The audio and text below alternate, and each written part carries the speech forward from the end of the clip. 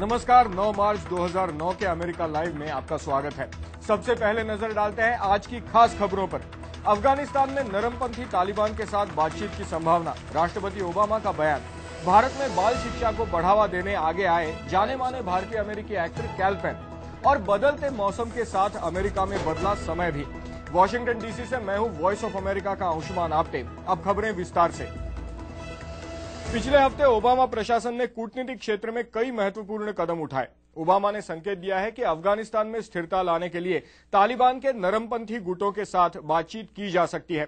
साथ ही Hillary Clinton ने अफगानिस्तान के मामले में ईरान को साथ लेने की बात कही और रूस से संबंध सुधारने की पहल की। बराक ओबामा ने अपने चुनाव प्रचार के दौरान और राष्ट्रपति बनने के बाद अपने पहले भाषण में वादा किया था कि वो अंतर्राष्ट्रीय चुनौतियों का मुकाबला करने के लिए दोस्तों के साथ साथ दुश्मनों से भी बातचीत करेंगे। ओबामा इस दिशा में आगे बढ़ते हुए दिख रहे हैं। न्यूयॉर्क टाइम्स को दिए एक इंटरव्यू में तालिबान के कम कट्टर घटकों से बातचीत की संभावना जताकर ओबामा ने अमेरिकी विदेश नीति को नई दिशा देने का संकेत दिया है। इराक में सुन्नी कट्टरवादियों और अमेरिकी सेना के बीच सहयोग से वहां की स्थिति सुधरी है।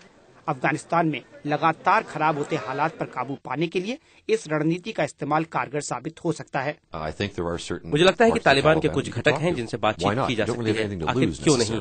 तालिबान से बातचीत का संकेत ओबामा प्रशासन द्वारा पिछले कुछ समय से उठाए जा रहे कदमों में एक और कड़ी है। अमेरिकी विदेश मंत्री हिलरी क्लिंटन ने अफगानिस्तान को लेकर एक बैठक में ईरान को शामिल करने की बात कही है, लेकिन कुछ विशेषज्ञ ईरान के साथ बातचीत के पक्ष में नहीं हैं। पिछले 4 सालों में अब तक का सबसे उच्च स्तरीय अमेरिकी प्रतिनिधिमंडल सीरिया गया। ईरान और सीरिया से बातचीत बुश प्रशासन की नीतियों से बिल्कुल अलग है। इसके अलावा हिलरी क्लिंटन ने रूस से संबंध फिर से सुधारने के लिए उनके विदेश मंत्री से जिनेवा में मुलाकात की। Deepak Dobhal, voice of America. Bharat के गरीब बच्चों के लिए शिक्षा के अवसर बढ़ाने के काम में कई भारतीय अमेरिकी संस्थान अपना हाथ आगे बढ़ा रहे हैं। ऐसे ही एक संस्थान नानूभाई एजुकेशन फाउंडेशन ने न्यूयॉर्क में एक फंड रेजर का आयोजन किया था, जिसमें हॉलीवुड के जाने माने एक्टर कैल पेन और ओलंपिक कांस्य पदक विजेता राज भावसार समेत कई हस्तियां शामिल हुई।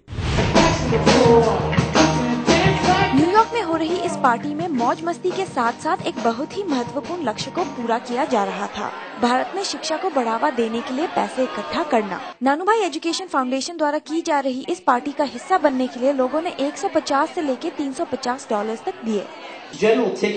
जो टिकट आपने आज खरीदे हैं उनसे भारतीय बच्चों के पूरे क्लास की फीस दी जा सकती है। अमेरिका में आर्थिक संकट के इस दौर में नानूभाई एजुकेशन फाउंडेशन को पैसे जुटाने के लिए काफी मुश्किलों का सामना करना पड़ रहा है।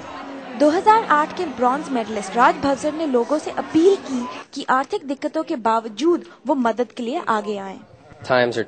ये मुश्किल समय है सभी के लिए, पर इसका ये मतलब नहीं कि किसी को कुछ दिया न जा सके। इस मौके पर मौजूद मशहूर फिल्म एक्टर कैल पेन ने भारत में शिक्षा व्यवस्था के सुधार के लिए भारतीय अमेरिकी समुदाय के भागीदारी पर जोर दिया। अगर आप देखें तो यहाँ बहुत से दक्षिण एशियाई अमेरिकन हैं जो यहीं पैदा हुए और बड़े हुए। हमें अपने माता पिता और बाबा दादी की कहानियाँ याद है कि शिक्षा कितनी जरूरी है और इसके लिए उन्हें कितनी दिक्कतें उठानी पड़ी ताकि हम इस तरह की जिंदगी जी सकें। उनकी तुलना में वापस देना एक आसान काम है। इस फंडरेजर में नानूभाई एजुकेशन फाउंडेशन का प्रमुख लक्ष्य है कि वो गुजरात के कुछ स्कूलों के लिए इतना पैसा इकट्ठा करे जिससे 6000 बच्चों की जिंदगियां बदल सकती हैं। Sonali Sen, voice of America, New York. इस बारे में और जानकारी के लिए हमारी वेबसाइट पर क्लिक करें। पता है www.voasamachaar.com। बदलते मौसम के साथ ही अमेरिका में सभी ने अपनी घड़ियां भी 1 घंटा आगे कर दी है। मार्च महीने के पहले इतवार से अमेरिका में हर साल घड़ी 1 घंटे आगे बढ़ा दी जाती है। असल में सर्दियां खत्म होते होते सूरज जल्दी उगने लगता है और समय बदलने के पीछे मकसद होता है सूरज की रोशनी का फायदा उठाना। घड़ी 1 घंटा आगे बढ़ने से लोग अपना काम 1 घंटे पहले शुरू कर देते हैं।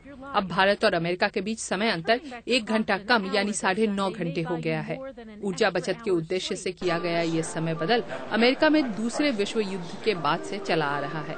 नवंबर महीने के पहले इतवार को घड़ी फिर से 1 घंटे पीछे कर दी जाती है। विदुषी Sinha, voice of America.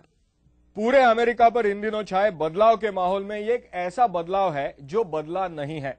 America live आप हमारी वेबसाइट पर भी देख सकते हैं। पता है www.voasamachaar.com। और हाँ, आपको अमेरिका लाइव कैसा लगा और आप और क्या खबरें देखना चाहते हैं, हमें लिख भेजिए americalive@voanews.com पर। तो अभी बस इतना ही। अमेरिका की सभी महत्वपूर्ण खबरें लेकर कल फिर आपसे मिलेंगे। तब तक के लिए नमस्कार।